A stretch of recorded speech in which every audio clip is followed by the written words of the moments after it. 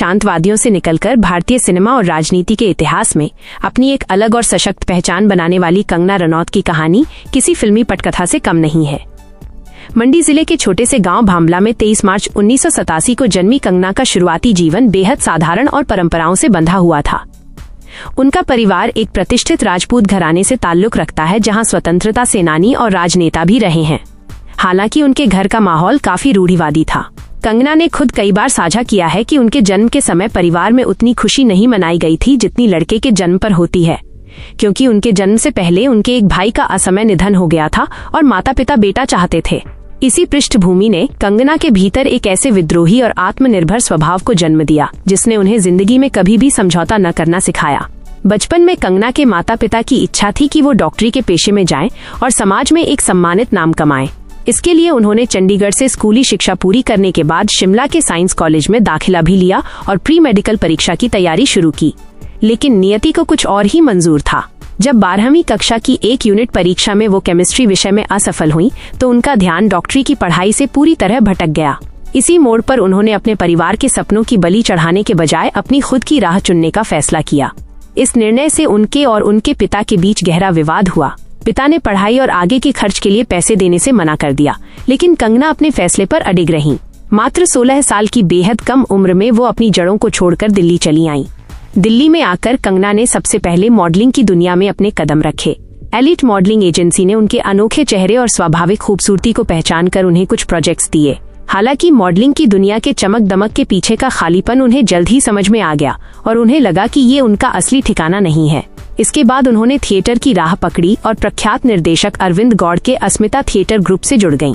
Theatre के दिनों में कंगना ने न केवल अपने अभिनय कौशल को तराशा बल्कि अपनी भाषा और संवाद शैली को बेहतर बनाने के लिए कथक और अन्य कला रूपों में भी प्रशिक्षण लिया।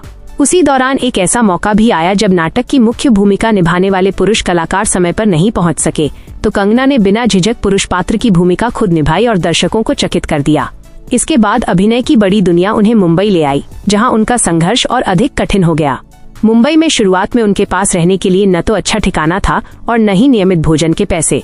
कई दिन ऐसे बीते जब उन्होंने केवल ब्रेड या रोटी अचार खाकर अपनी भूख मिटाई। बिना किसी गॉडफादर के इंडस्ट्री में कदम रखने वाली कंगना को अक्सर उनकी कमजोर अंग्रेजी और ग्रामीण पृष्ठभूमि के लिए रिजेक्ट किया जाता था या उनका मजाक उड़ाया जाता था। लेकिन उन्होंने हार नहीं मानी और अपनी भाषा पर कड़ी मेहनत की। उनकी किस्मत का ताला तब खुला जब सितंबर 2005 में मुंबई के एक कैफे में निर्देशक अनुराग बसु ने उन्हें देखा। उस समय फिल्म गैंगस्टर के लिए चित्रांगदा सिंह को लिया जाना था, लेकिन किसी कारणवश उन्होंने फिल्म छोड़ दी। अनुराग बसु ने कंगना को मुख्य भूमिका ऑफर की, लेकिन उनकी कम उम्र देखकर पहले हिचकिचाए। जब पासपोर्ट बनवाने का पेच फंसा तो महेश भट्ट की मदद से जल्द पासपोर्ट बनाया गया और साल 2006 में रिलीज हुई गैंगस्टर फिल्म से कंगना ने बॉलीवुड में कदम रखा। गैंगस्टर में सिमरन के किरदार ने उन्हें रातों रात पहचान दिलाई और फिल्म फेयर का बेस्ट फीमेल डेब्यू अवार्ड भी दिलाया। इसके बाद उन्होंने वो लम्हे और लाइफ इन ए मेट्रो जैसी फिल्मों में संजीदा किरदार निभाए। हालांकि उनके करियर का पहला सबसे बड़ा मील का पत्थर मधुर भंडारकर की फिल्म फैशन साबित हुई, जिसमें एक नशे की लत से जूझती सुपरमॉडल के किरदार के लिए उन्हें मात्र 22 साल की उम्र में अपना पहला राष्ट्रीय फिल्म पुरस्कार सर्वश्रेष्ठ सहायक अभिनेत्री मिला। इसके बाद तनु वेड्स मनु, क्वीन और तनु वेड्स मनु रिटर्न्स जैसी फिल्मों ने उन्हें भारतीय सिनेमा की सबसे शक्तिशाली और बैंगबल अभिनेत्रियों की कतार में खड़ा कर दिया। विकास बहल की फिल्म क्वीन के लिए उन्हें मुख्य अभिनेत्री का पहला राष्ट्रीय पुरस्कार मिला। इस फिल्म के संवादों को खुद कंगना ने भी रीराइट किया था, जो उनकी रचनात्मक समझ को दर्शाता है। बाद में Manikarnika, the queen of Jhansi और पंगा जैसी फिल्मों के लिए भी उन्होंने राष्ट्रीय पुरस्कार अपने नाम किए। कुल मिलाकर वो 4 राष्ट्रीय फिल्म पुरस्कारों और देश के चौथे सर्वोच्च नागरिक सम्मान पद्मश्री से नवाजी जा चुकी हैं। कंगना रनौत का जीवन केवल उनकी कला और सफलता तक सीमित नहीं रहा, बल्कि उनका नाम लगातार कई विवादों से भी जुड़ा रहा। उन्होंने बॉलीवुड में परिवारवाद यानी नेपोटिज्म के मुद्दे को जिस बेबाकी से उठाया, उसने पूरी इंडस्ट्री की नींव हिला दी।